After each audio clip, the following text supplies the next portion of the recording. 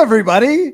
Happy New Year. Matthew Coller and Dane Mizutani inside the press box at US Bank Stadium following the Minnesota Vikings loss to the Green Bay Packers 33-10 on a night where it was never close. There was never a glimmer of hope. There wasn't even really a moment where either Jaren Hall or Nick Mullins, who can't really be blamed for this, but either one of them played well enough to say, oh, maybe. And on the defensive side, if Jordan Love had not thrown away a couple of 3rd and shorts or 4th and shorts, this game could have been, instead of 33, maybe more like 48. So a defensive collapse from start to finish. Jaren Hall, the unknown, included a wide range of possibilities, and on that wide range was very bad. And that's what ended up happening. He was over his head from the outset, looked like he did not belong in playing in an NFL game, and Kevin O'Connell was forced to take him out at halftime, to which Jaren Hall just told us down in the locker room that even he would have benched himself with the way that he was playing.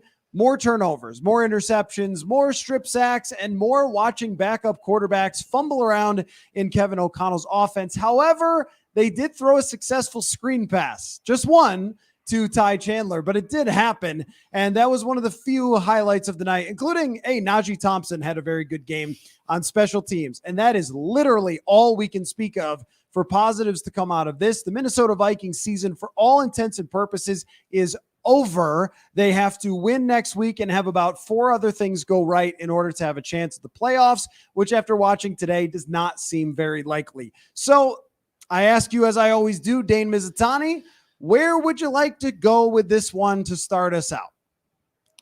I think we have to start out with just Jaren Hall and just how you felt bad for him after a while. And I get it. This had to be the play, because after Nick Mullins threw 4 interceptions, to trot him back out there would kind of be doing a disservice to the rest of the team in a game you had to win. And you probably wanted to see what you had in Jaren Hall, but we can tell you now, it's not good. And it was clear pretty early on, the lights are too bright. This kid is overwhelmed. He was missing reads. He was late on progressions. A lot of the things that I think we knew about Jaren Hall, just reading between the lines, the way the coaching staff has talked about him this year. He was a project coming in, and he's still very much a project, a work in progress. I don't know if it ever gets to an end goal at this point. I'm not sure what Jaren Hall's career trajectory even looks like. I know that's a lot to put into one half of football, but it was bad. It was really bad, and at no point did it feel like the offense was going to roll. But I think we start there, because the fact that Jaren Hall had to play in this game on New Year's Eve, primetime, season on the line, Vikings-Packers, is just so emblematic of this whole year, right? Kirk Cousins goes down. Jaren Hall actually replaces him because everyone else was hurt. And then they trade for Josh Dobbs. We're going to get into all of this. Then it's Nick Mullins. Now it's back to Jaren Hall. Just a calamity of issues this year. And injuries definitely are to blame. But I think there's part of this that probably you can look at Kevin O'Connell and the head coaching job he's done. And there are things that I think he needs to really look in the mirror at going into this offseason. And just say, hey, is this the offense that's always going to work? If it's Kirk next year, is that going to work? Is this, if it's a rookie quarterback, are you going to be able to be adaptable? Because we haven't seen that. I'm not ready to quit KOC completely, because we can't do that when we watch what we did tonight with Jaren Hall or Nick Mullins throwing 4 interceptions or Josh Dobbs not being able to run an offense. But there are concerns of, are you going to be able to win in a way that's not just your way? I think all of those things are fair game now. But yeah, just overall tonight, you really felt bad for Jaren Hall. And you kind of felt bad for everyone else around them on that Viking sideline, because this thing has just gone up in flames completely. And this is the story of a team that talked itself into, we can compete. We can throw in some backup quarterbacks, and I can offensively scheme enough, and we've got enough receivers, and we've got enough weapons that we can figure out a way to win without Kirk Cousins, and our defense is good enough. And I think we're going to look back at the wins against San Francisco and Green Bay as the ones that they truly regret for a really long time. And as fun as the Josh Dobbs era was, and very short, That's the one where you can go back to and say, if they hadn't talked themselves into that and they had traded away Danielle Hunter and they had admitted that it was over when Kirk Cousins' Achilles popped, then we would have been talking about the potential of a top 5 to 7 draft pick here and possibly being in position to take the future quarterback without even having to make any trades. But instead, as the Vikings so often do throughout their history, and I know I'm ignoring what happened in the game, but I mean, who cares at this point? Let's go. Let's move on. So often in their history, the Vikings have convinced themselves that they are competitors, and they've made moves that go against the grain of how the NFL and most pro sports operate, which is to either be competing for the championship or rebuilding and tearing things down and accumulating draft capital. But this team says, no. We are different. We are smarter. We are better. We are the ones that can thread that very small needle. We are the ones that can come back from 0-3 because we are special. And they repeated history from the same thing that happened in 2020, where they started off 1-5. They won a crazy game in Green Bay and decided, no, we can't tear this down. We can't trade Kirk Cousins. We can't trade anybody else. We are going to compete. Our schedule is easy. We can make the playoffs. And what ultimately happened?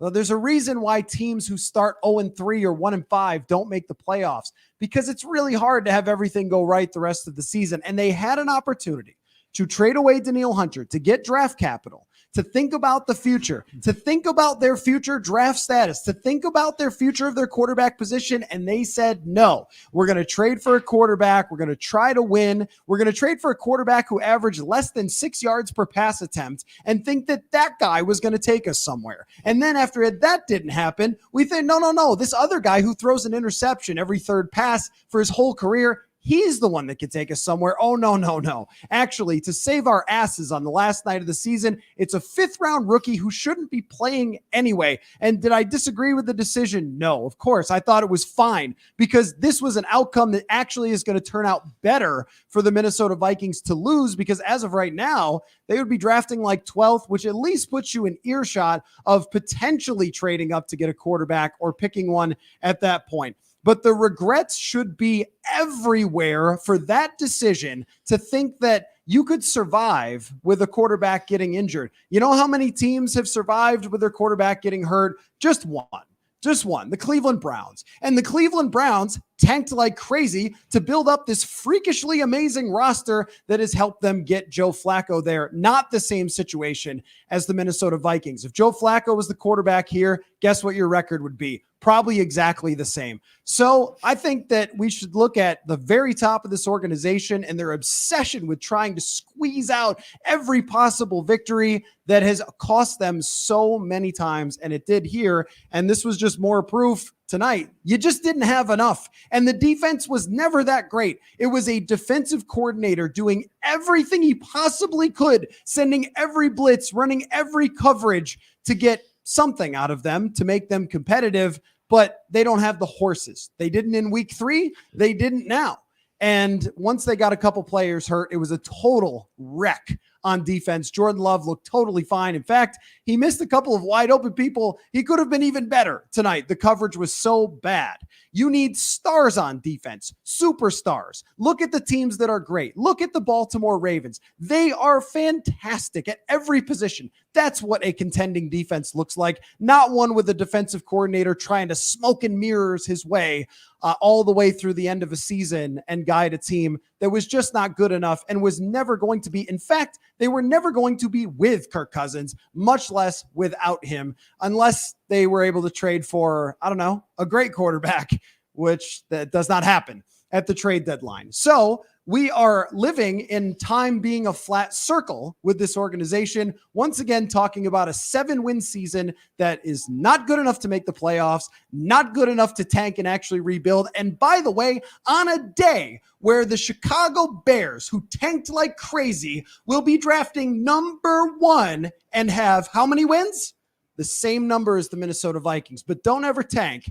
Don't ever tank. Not on purpose. They tanked tonight, but they didn't mean to. So here we are, once again, stuck in the middle with you, but on New Year's Eve. So it's a great night. Your reaction, Dane? Preach, Coller. And I think this frustration is probably shared, or this annoyance, or whatever we want to call this, is shared amongst a ton of Vikings fans, because there does seem to be this like want of let's just be okay. Let's make the playoffs. Let's get our playoff gate. Let's make more money and not risk falling by the wayside and not becoming the number one ticket in town for 1 year.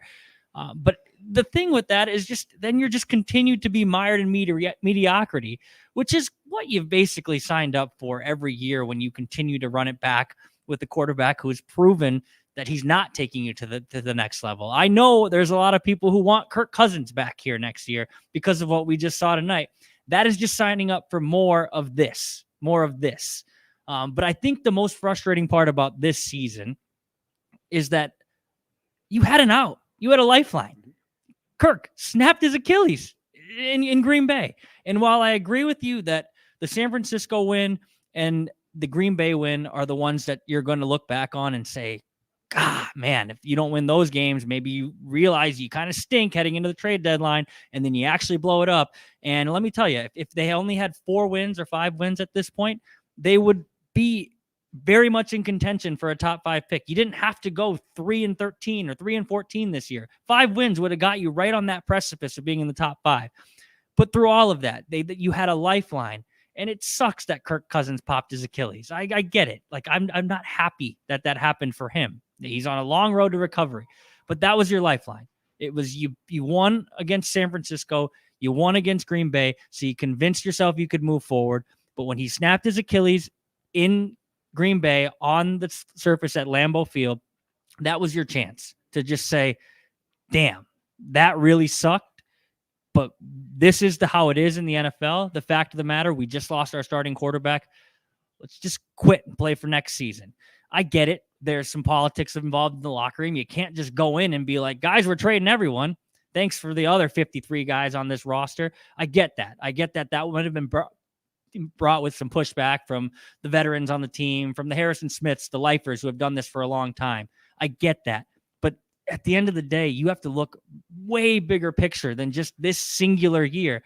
And your lifeline was there. You could have, at that point, it was still before the trade deadline. You still could have unloaded Danielle Hunter. I get it. It was 2 days later. It would have been very surprising at the time to watch them blow the doors off of Green Bay and then trade everyone.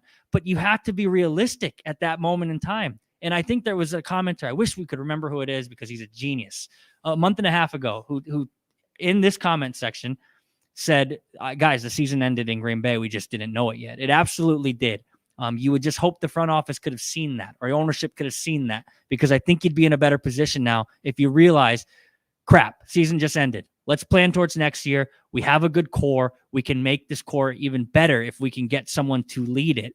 Instead, I get it. They're going to be 12 right now. If they lose next week, they can maybe be 10, maybe 9, but they're going to have to trade up to get the quarterback they want. Jaden Daniels is not falling to 9-ish, 10-ish, 11-ish. He's going to test out of his mind at the combine, and he's going to go top 5. You would have been top 5 if you traded everyone after Green Bay. Well, and when you think about it, it's not just the position in the draft that the Vikings sacrificed. It's whatever Danielle Hunter would have got them in a trade, which I would project probably would have been a second-round pick. Yep.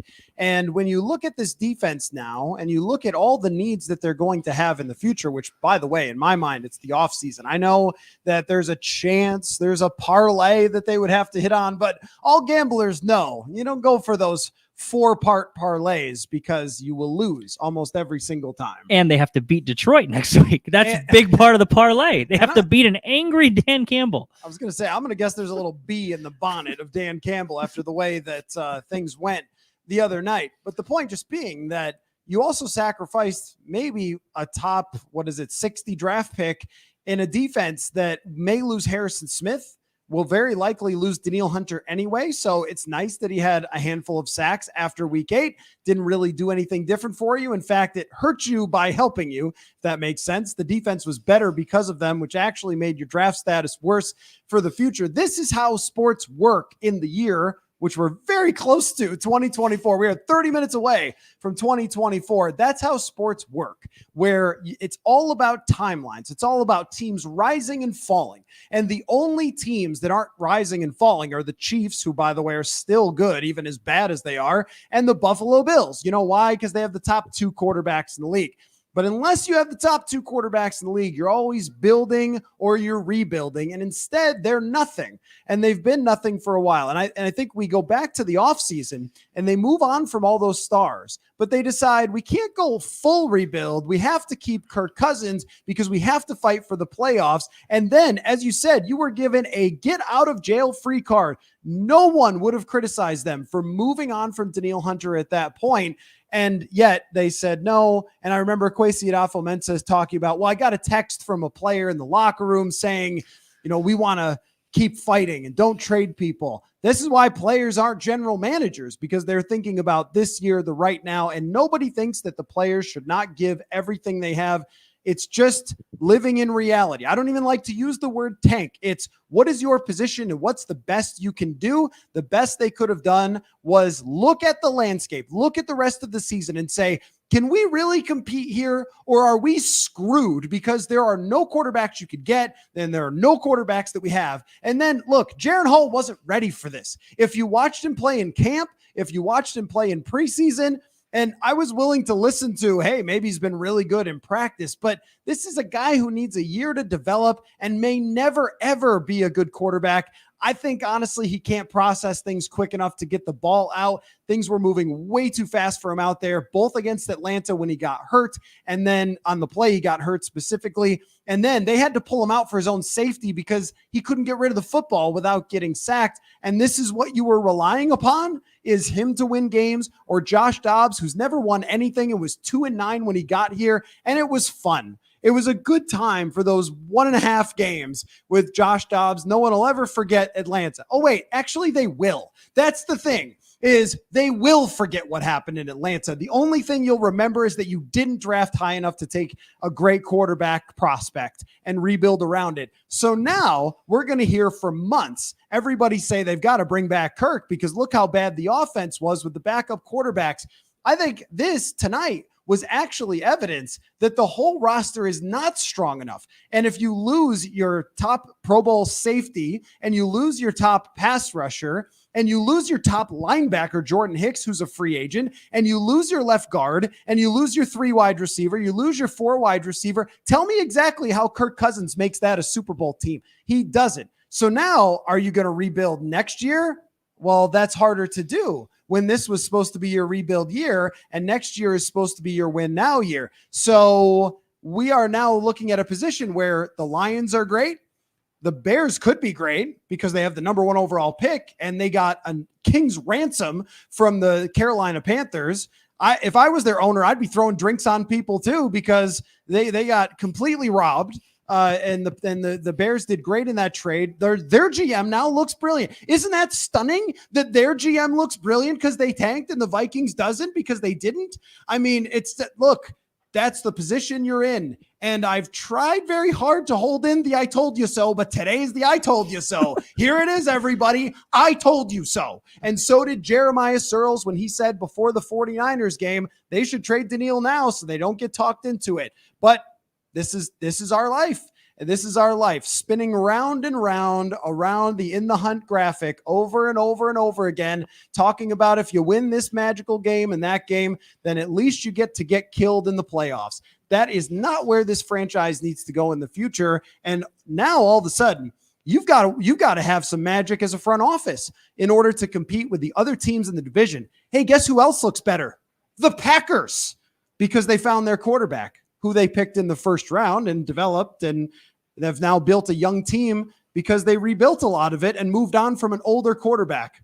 So anyway, that's where we stand. You want to talk more about the game or what? But I think the game is a good point that you brought up in that incredible second rant, because that's what we're on to at this point. Let's just rant all night though. I think this is a good timing for it. It's 11:35 in Central Time Zone, 25 minutes. I'm sure people are celebrating New Year's Eve accordingly. But this game is a good example that you're not close, right? If you bring back Kirk, that's a Super Bowl or bust move.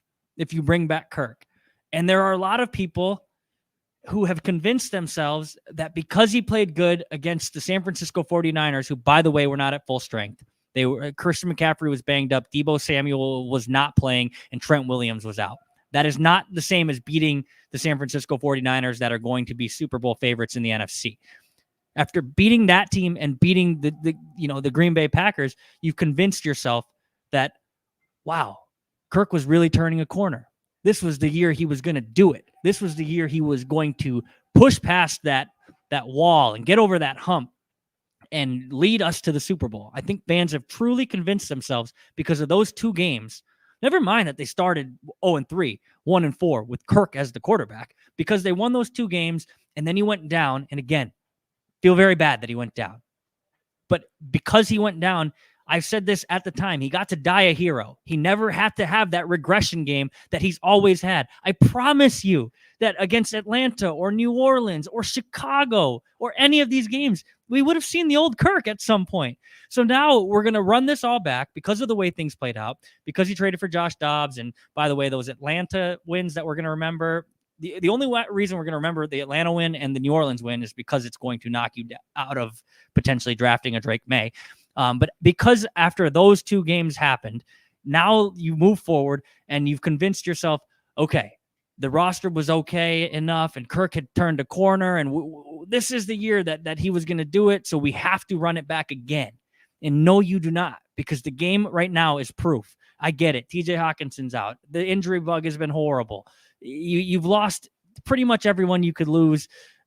While still being able to field somewhat of a semblance of an NFL roster on defense. But if one or two injuries or three or four injuries is going to completely push you over the edge and you're going to lose by 23 in a game you absolutely had to have, then you have to be honest with yourselves and say, like, this team is not that close to winning a Super Bowl. So if it's not that close to winning a Super Bowl, at least in this current form, with the money and the salary cap, then you can't bring back a guy who's going to cost $40 million a year and be 36 and coming off an Achilles injury. I get it. Kirk's had a really, really nice U-turn of he got the Netflix documentary. He did a shirtless Skol chant today. He's likable. He's fun. He's a good dude. But that doesn't mean you have to just bring him back. You don't have to. And I think while you're right, and I think we've talked about this now ad nauseum, that like it would have been better to be realistic and lose and have a top 5 pick. They're still going to have a chance to finagle their way into a quarterback of the future. I just think it's imperative that you do that this year, because I don't know the next time you're going to get this chance. If it costs you an extra first-round pick to move up to go take a Drake May or Jaden Daniels, I think you just have to do it. And it sucks that you have to trade capital because you could have just done it on your own by losing. But you can't convince yourself that you're close, because you're not that close right now. Nope. And the defense is truly evident of that when we see what happened when they lost just a couple players. Because even though they had those offensive injuries, on the defensive side, Marcus Davenport was really the only guy who went down. And they were able to survive Jordan Hicks being out for a couple weeks. But losing DJ Wanham, losing Byron Murphy, Harrison Phillips is nowhere near 100%, as we saw from the domination on the run game. But if you are flimsy enough on the defensive side that you lose a couple players, and by the way, every time they played a good team as a defense, that team had success every single time. I mean, the Eagles had success against them. The Chargers, we saw Russell Wilson with a game-winning play. And that wasn't even that good of an offense. The Chiefs played well against them, not even that good of an offense. And then these last couple of weeks, the Cincinnati Bengals, they can put up some points. They were able to steamroll late in that game. Last week, this week, it's a pretty good offense now that the Green Bay Packers have. Well designed, maybe a little cute on the third down and short play calling, but they now have a good quarterback. And when you see Jordan Love play in person the way he did, a lot of physical talent there. He misses some throws, but a lot of talent. And he was missing a couple wide receivers as well, and yet still performed very well. So this defense was always a house of cards that was being held together by Brian Flores, who I would argue to the ends of the earth still did a great job this year. I'm not going to take away from that, but this defense, we projected it going into the season to be like 23rd. And to even flirt with the top of the league was really impressive, but it wasn't something that was going to be sustainable when they played better teams because they really were not in a position to actually compete. And when they went into this season, Kwesi Adofo-Mensah talked about the competitive rebuild, and he explained exactly what they meant and where they were. And I appreciate that he laid it out for us. But when Kirk Cousins gets hurt, the competitive rebuild part should end at that point. And when not ending it at that point has legitimately harmed their chances to get a quarterback in the future. And maybe it's better that they lost this game, because if they got into the playoffs, then maybe they would have said, oh, we're just Kirk away. If they had a great defensive performance against Jordan Love, maybe they would say that. So this night should be a wake-up call to how far you actually are away from competing and how much you don't need to go and bring back a 36-year-old quarterback. And again, like give him all of his props for a really good career and being a really good quarterback. But is that the right decision for this team right now? I don't see how that's possible that it could be after watching this. And if we're always saying, oh, well, if not for that one injury, well, that means your team wasn't deep enough, because look around the league. Every single team is banged up at this point in the season. There's 17 games now. It's kind of ridiculous, actually, how many injuries there are around the league. And if you were never going to be good enough to be able to survive that, then you needed to not try to compete when you actually couldn't. And look, they talked about Josh Dobbs as a threading the needle. Once again, a competitive rebuild move. He'll help us compete down the stretch, but we didn't have to give up too much for him. And look where you are. You're exactly where a competitive rebuild gets you, right in the middle, staring into the abyss as they've always been. And look, when there's 32 teams, that's a long way to go to the top. You watch San Francisco play. Tell me this is close. Tell me this is actually close. It's not.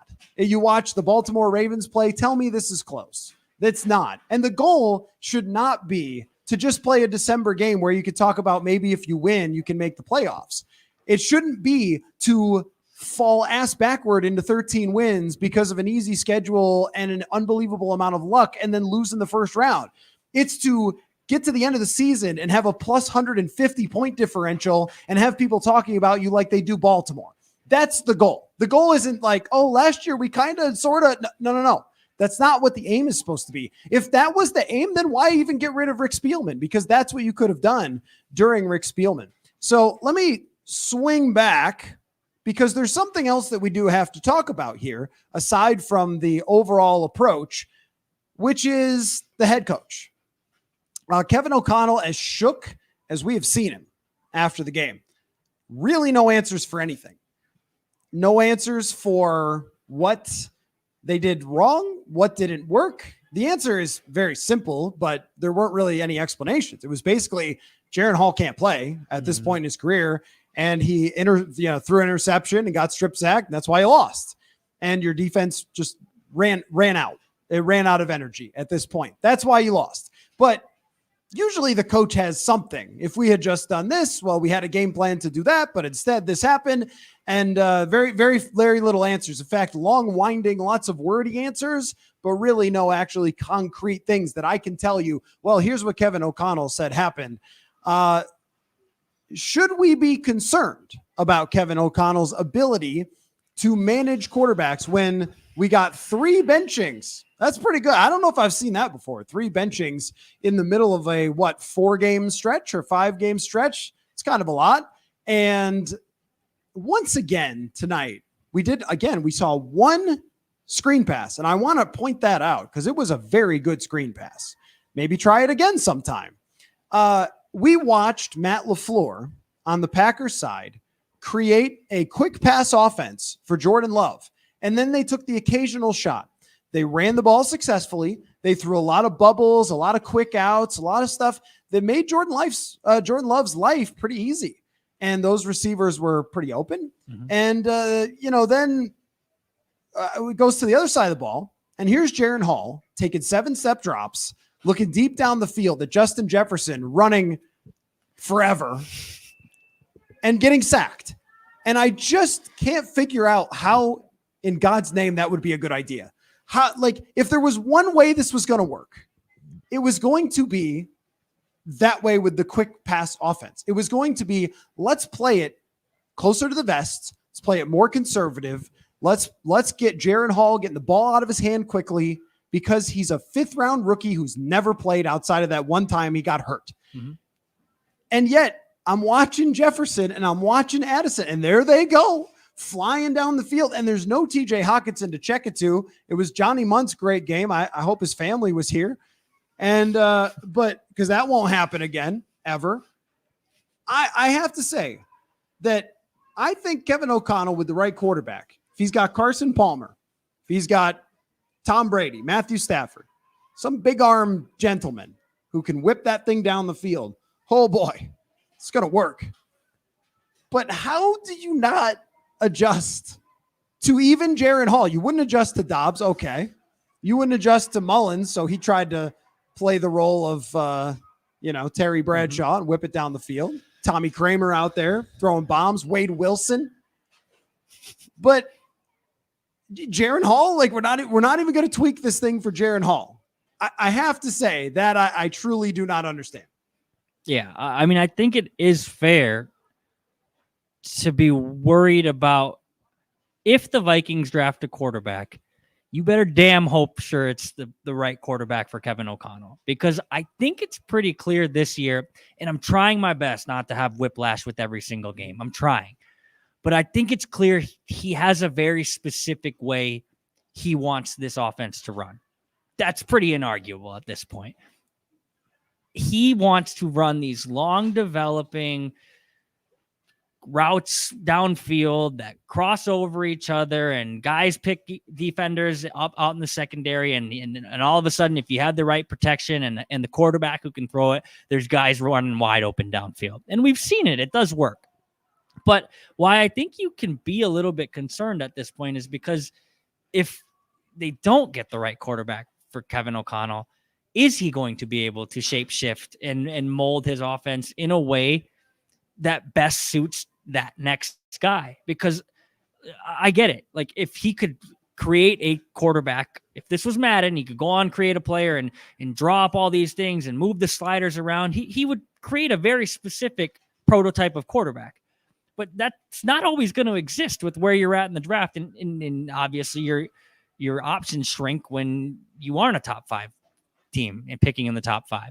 So if whoever you take, you better hope Kevin O'Connell can work with them. And I'm just curious to see it all play out and see, okay, dude, if you have an offseason, this is the quarterback. Can you scheme around that guy in a way that works? I am willing to give Kevin O'Connell the benefit of the doubt this year that he had a very specific offense in mind with Kirk Cousins. And when Kirk Cousins went down, he thought it would keep working because this offense has gotten him hired. It's gotten him to the highest level. He's 13-4 last year in year 1. It seemed kind of easy to be a head coach. So I'm sure part of him thought my offense will work no matter what. We lost Kirk, but let's just get someone else in here. And then you got 2 games of Josh Dobbs and you were like, maybe it will work. So I'm willing to give him the benefit of the doubt that like, maybe he will take a long, hard look in the mirror this year and realize like, okay, should I have tried to shapeshift a little bit more to help some of these guys? He's still a young coach in the league. I get it. It's excuses. I understand. I hear it. But like, it is something that I think we need to just at least think about with Kevin O'Connell moving forward. Because I am making excuses for him to a degree, but I'm also saying you need to be a little bit concerned because what we saw this year and how he's handled the quarterbacks, Hall into Dobbs, into Mullins, back into Hall. Maybe it'll be Dobbs next week. Like he hasn't done anything that has helped those guys succeed. The only way they succeeded so far with the backup quarterback, the only backup quarterbacks that's won games for them was Josh Dobbs when he was running around and just throwing it to anybody. And that actually did not work for much more than a game and a half because after halftime of that New Orleans games, Dennis Allen started blitzing the crap out of Josh Dobbs and it stopped working. So there was nothing that Kevin O'Connell necessarily did, in my opinion, that helped those guys. Like you mentioned the quick game tonight, Justin Jefferson was winning consistently off the line of scrimmage. They were playing rookie cornerbacks on him. Like it doesn't have to be so hard. Throw him a slant, throw him a bubble, throw him a hitch. Like let him get the ball in his hands and make plays. It doesn't have to be my offense created him open downfield and then he took it the rest of the way. he could be a special player. He is a special player. Just get him the ball. So that's why I have pause now. Like I said, willing to give him the benefit of the doubt. Can he change? Maybe. But for the first time in a long time, I feel like it's fair to wonder and question, like, where does this go? Because we don't know. He didn't have answers tonight either. So my issue is I've really tried to be patient with this, because I am of the belief, having grown up in my career watching the likes of EJ Manuel, Ryan Fitzpatrick, Jeff Toole, Thad Lewis. There are people you guys have never even heard of who I had to cover games for and do pre and post game, and even Tyrod Taylor. And guess what always happened? We always thought the coach was dumb. It was like, this coach doesn't know what he's doing with these offensive schemes. Look at these quarterbacks. They're not performing well. But what was the reality is that the quarterbacks were bad, because most human beings can't throw that pigskin accurately. Most of us try. I mean, you even pick up a football. It's huge. It's very difficult to throw, much less to whip that thing into tight windows 20 or 30 yards downfield. However, when there isn't even an attempt to run an out route 5 yards off the line of scrimmage with the greatest wide receiver on earth, I have to wonder, like, I just don't get it. I mean, because now look, the Raiders are playing with a backup quarterback, and Devontae Adams is on their team, and they can't get him the ball because they're playing with a backup quarterback, and he's bad. They try to run a lot of short stuff. Guess what happened? Ivan Pace Jr. jumped in front of it and picked it off. I fully believe that if you ran short stuff instead of long stuff, that they wouldn't have won a whole lot more, if ever, any different results from what they've gotten now. But it's more about the thought process than it is the actual result of trying to get, quick game going. Is when you have Jefferson, you can do anything with him. The catch he made today in front of that guy where he was about to get slammed, and yet he just like yoinked it away from him. It was very Randy Moss-like, actually, because Randy Moss made catching the football look like the thing weighed, nothing. It was just effortless to just snatch the ball away from people. That's what Jefferson can do. He can run short routes. He can run long routes. He can run after the catch. He can do freaking anything. And the choice that you make to use him is to send him 20 yards down the field on almost every play. And some of that is clearing out. It's okay. 2 defenders go down there. Now it's underneath. I get that. But I think even when Devontae Adams was at his best with Aaron Rodgers, they made life easier on Rodgers with a lot of quick out stuff, a lot of back shoulder stuff, and to not even give Jaren Hall a chance that way. And I watched Cincinnati. They played a halfway decent game against Kansas City. Jake Browning is no different or better than Jaren Hall. It's pretty much the same guy. And Jake Browning, when we watched him, what happened? They threw a lot of dink and dunk, a lot of quick stuff, a lot of easy passes to Jamar Chase, and then ran every once in a while somebody deep and had him launch it up in the air and then prayed. And T. Higgins caught it against the Vikings, and I guess must be today that he didn't catch it because they lost to Kansas City. I didn't watch the game. But the point being that their coach, who is also from the Sean McVay circle, tried to adapt and tried to work with what he had. And look, it doesn't usually work for almost anybody because backups are not good at football. But at least to try, I would have wanted. They weren't going to win this game. The defense was so overwhelmed today. They weren't going to win this game no matter what Jaren Hall did. But to ask him to run a very challenging and difficult offense was setting him up to have what happened here, to get sacked, to get intercepted, to feel in over his head. And after the game, I felt bad for Jaren Hall because it was too much for him. And you could see it in his face. It was like he was even trying to give us platitudes, but he couldn't. It was like, I guess I need to go back to work. I mean, that is not a confidence booster. That was a confidence killer for Jaren Hall to play the way he did today. So I do think that you're right when you say that it's really about, for the future of the quarterback position, matching Kevin O'Connell with someone, because I am not in the camp in any way, shape, or form to fire Kevin O'Connell, to strip him of play calling duties, to start looking at new coaches, or that he's going to completely, tank this franchise or whatever else. I'm not there based on what happened with backup quarterbacks. But I think we learned something here. And here's the one thing that's starting to ring hollow. When a game like this happens and he says, you know what, got to go back and really look at myself first. They're like, let us know when that's going to happen, because nothing has changed. They did actually run back-to-back plays and gained like 15 yards. Ty Chandler can play. We know that at least.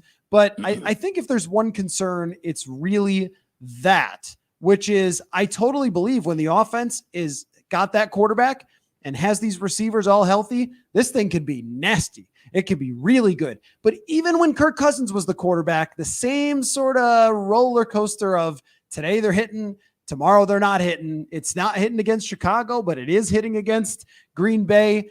And I think that there's a learning process that he's going to have to go through here, or he doesn't have to learn. He just has to get the right player to go along with him. Where that player comes from, I don't know, because if Kyler Murray was that guy, he made a pretty good case to stay in Arizona today with a win over Philadelphia. So that's our main conversation now, Dane.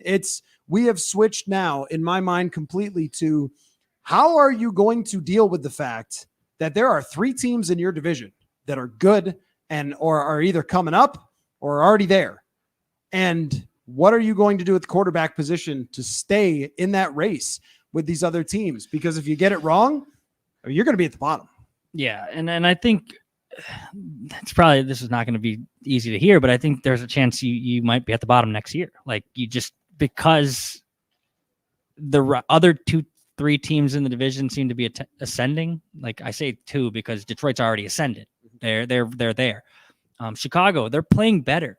And like you said, they're going to have tons of draft capital, ammunition to do whatever the heck they want. If they want Caleb Williams, they can take him. They already got the number 1 overall pick. They want to trade that for a king's ransom and build around Justin Fields and just give him a really, really good roster, like a San Francisco 49ers good roster, and just hope he's good. They can do that. Green Bay, once they get rid of Joe Barry, but his defense actually looked pretty good tonight. Once they get rid of him and their offense will continue to ascend, I think their playmakers are getting better. Jaden Reed is a star in the making.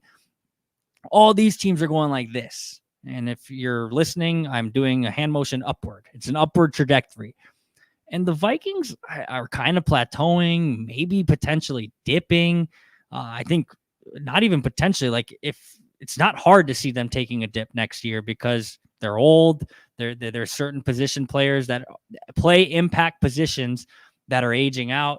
I think you've done a okay job developing certain players on the defense. Like I think Josh Metellus is going to be a good player for them moving forward. Cam Bynum, Ivan Pace.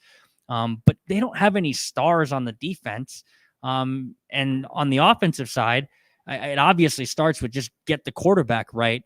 But even if you get the quarterback right, I think unless that guy comes in and he's Patrick Mahomes, and Patrick Mahomes wasn't even Patrick Mahomes until year 2, unless he comes in and he's immediately like a top 5 good quarterback, like holy crap, good quarterback, then you're going to need talent around that guy. And right now there's just a talent deficiency on this roster as a whole.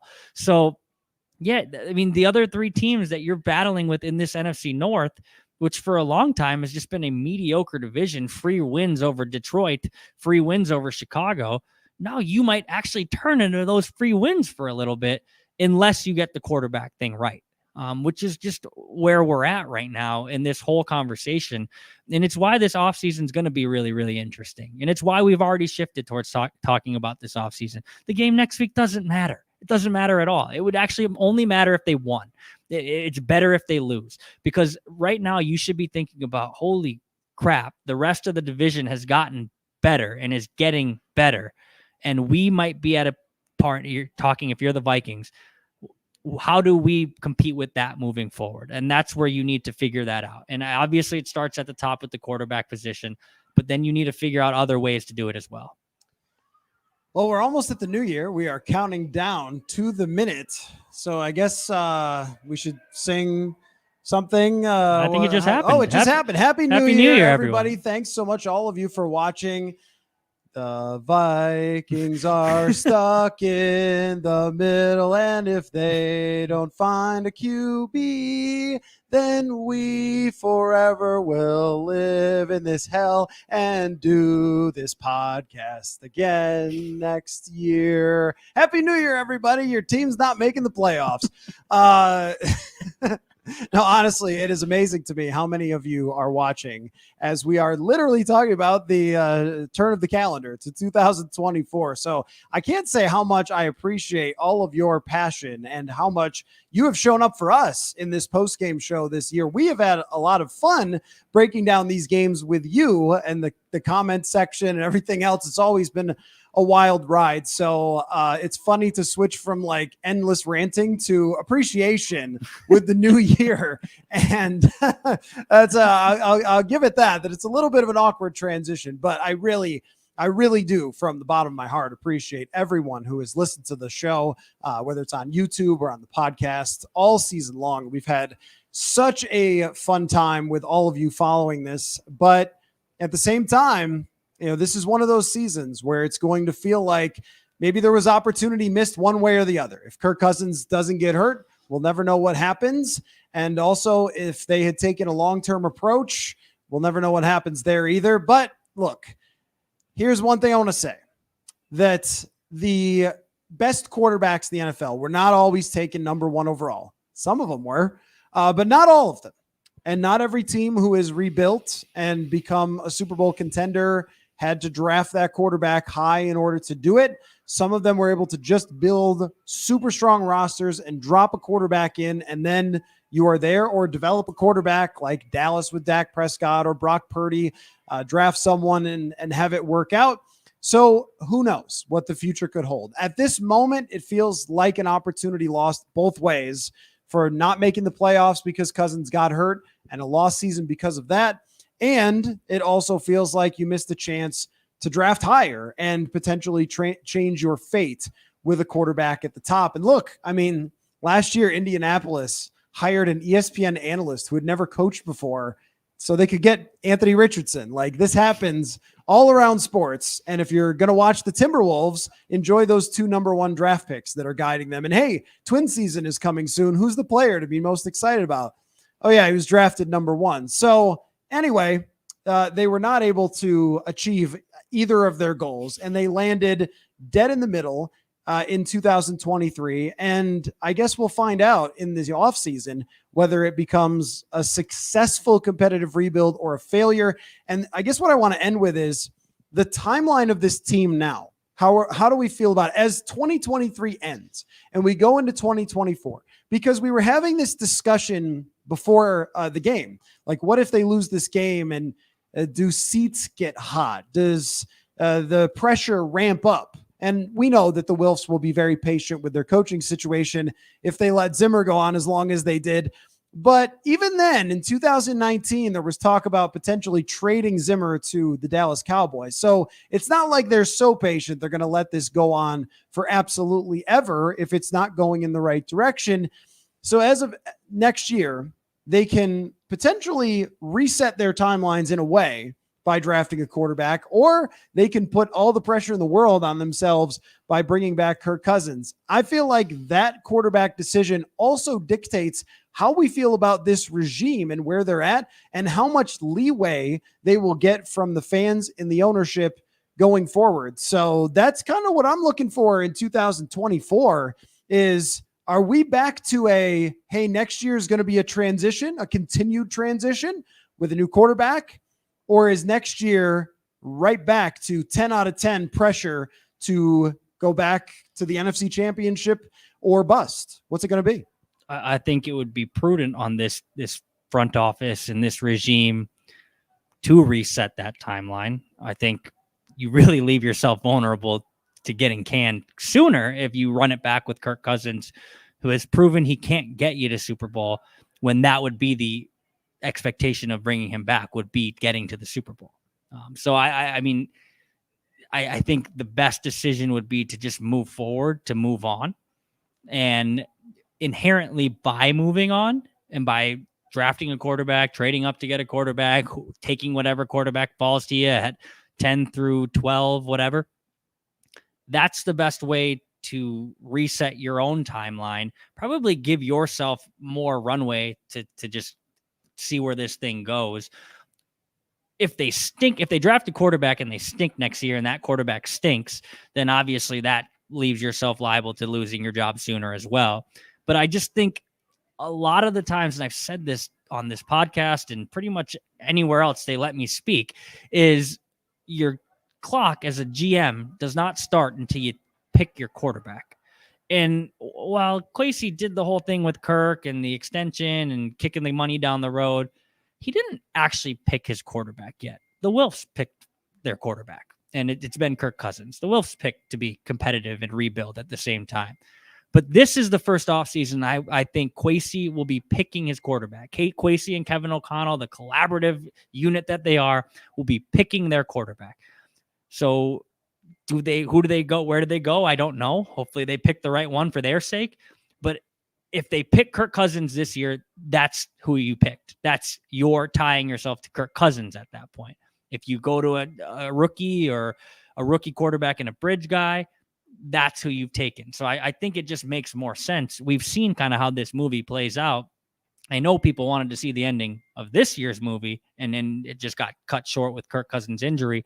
But we've seen Kirk Cousins here, and he's only getting older, and he's coming off an Achilles. So I think it would be best suited to just take the rookie, whoever it is, trade up or stay. And if you don't think he's going to be ready, bring in a guy like a Gardner Minshew. It's what the Indianapolis Colts did, and give yourself somewhat of insurance if that guy's not ready to play.